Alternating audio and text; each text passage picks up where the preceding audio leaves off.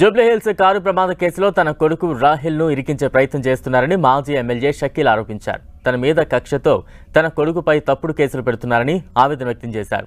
Jubilee Hills car ప్రమాద కేసులో నిజాలు తెలుసుకోవాలంటే సిబిఐతో కానీ హైకోర్టు సిట్టింగ్ జడ్జితో కానీ విచారణ జరిపించాలని డిమాండ్ చేశారు. ప్రజాభవన్ హిట్ అండ్ రన్ కేసులో తన కొడుకుపై 21 సెక్షన్ల నమోదు చేశారని ఆవేదన వ్యక్తం చేశారు. తప్పుడు కేసులు నమోదు చేస్తూ తన కుటుంబాన్ని వేధిస్తున్నారని అన్నారు. ఈ మేరకు దుబాయ్ నుంచి షకీల్ విడుదల చేశారు. గవర్నమెంట్ ఆఫ్ తెలంగాణ ఇక్కడ honourable chief minister Shri Revanth Reddy గారికి నేను ప్రత్యేకంగా రిక్వెస్ట్ చేస్తా ఉన్నా.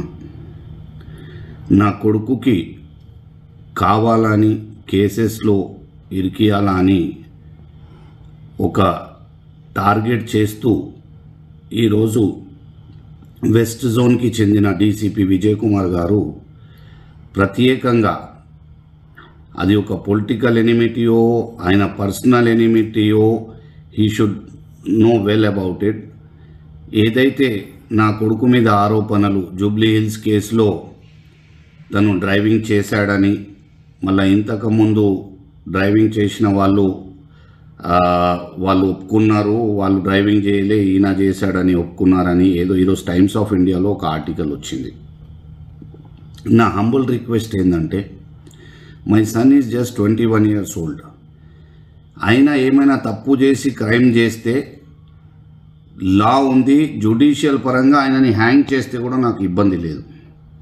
కానీ ఆయన చెయ్యని తప్పుకి మీరు ఏదైతే ఆయనకు ఫాల్స్ఫుల్లీ ఇంప్లికేట్ చేస్తున్నారో అది నా మీద దుష్మనితోని కానీ, నా పొలిటికల్ ఎనిమిటీ కానీ, ఆ విజయ్ కుమార్ గారికి పర్సనల్ ఎనిమిటీ నా మీద ఏమున్నదో ఆయన స్పష్టంగా ఈరోజు చెప్పాలా.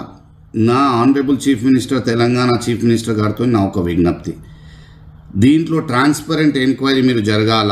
ఎవరు డ్రైవింగ్ చేస్తున్నారంటే మీరు ఇమీడియట్గా సిబిఐ ఎంక్వైరీ ఇవ్వండి, లేకపోతే ఆనరబుల్ సిట్టింగ్ జడ్జ్ ఆఫ్ హైకోర్టుతోని మాకు టోటల్ ఫేత్ ఉంది జ్యుడిషియరీలో. Honourable sitting judge of Telangana high court ఎవరినైనా మీరు సిట్టింగ్ జడ్జ్తోని